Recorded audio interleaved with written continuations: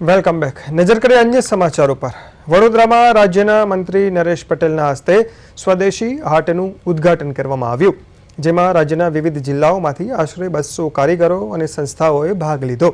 કુટીર ઉદ્યોગના 100 કારીગરો, હાથશાળ અને હસ્તકલા વિકાસ નિગમના 50 કારીગરો અને હસ્તકલા સેતુ યોજનાના 50 કારીગરોએ પોતાના હસ્તે બનાવેલા ઉત્પાદનોનું પ્રદર્શન અને વેચાણ માટે હાટમાં રજૂ કર્યું. સ્વદેશી હાટમાં પટોળા, અજરખ, બ્લોક પ્રિન્ટ, ભરતકામ, વાંસકામ, માટીકામ, મોતીકામ, ચર્મકામ અને ઇમિટેશન જ્વેલરી જેવી પરંપરાગત ચીજવસ્તુઓ ઉપલબ્ધ રહેશે, જે સ્થાનિક કારીગરોને યોગ્ય પ્લેટફોર્મ અને બજાર પૂરું પાડશે.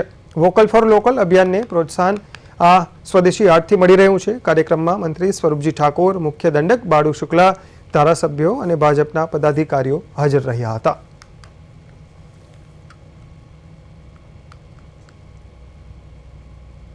વિકસિતની સાથે સાથે દેશ આત્મનિર્ભર બને અને આત્મનિર્ભરની સાથે સાથે દરેક વ્યક્તિ પણ આત્મનિર્ભર બને એવા શુભ હેતુ સાથે અનેક પ્રકારના આયોજન દ્વારા અનેક કાર્યક્રમો પણ ચાલી રહ્યા છે.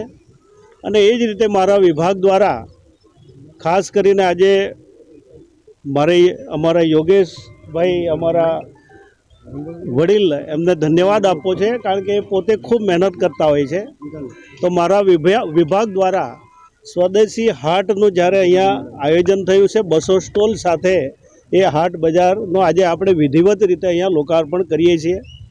મારી સાથે મારા રાજ્ય કક્ષાના મંત્રી શ્રી સૌરભભાઈ, અમારા આદરણીય વડીલ યોગેશભાઈ, અમારા દંડક સાહેબ, મારા મિત્ર બાલુભાઈ, અમારા અન્ય આગેવાનો, આપના માધ્યમ દ્વારા આ હાટ બજારનો ઓપનિંગની સાથે સાથે હું બરોડા શહેરના લોકોને વિનંતી કરું છું, જ્યારે સ્વદેશીને મહત્ત્વ આપવા માટે આપ સહયોગી બનો.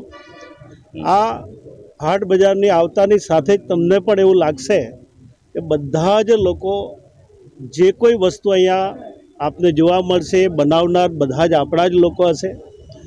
આપના સહયોગ દ્વારા બધા લોકોને સારી રોજગારી મળશે. અને મોદી સાહેબનું જે સપનું છે કે સ્વદેશીને આપણે ખૂબ મહત્ત્વ આપવું.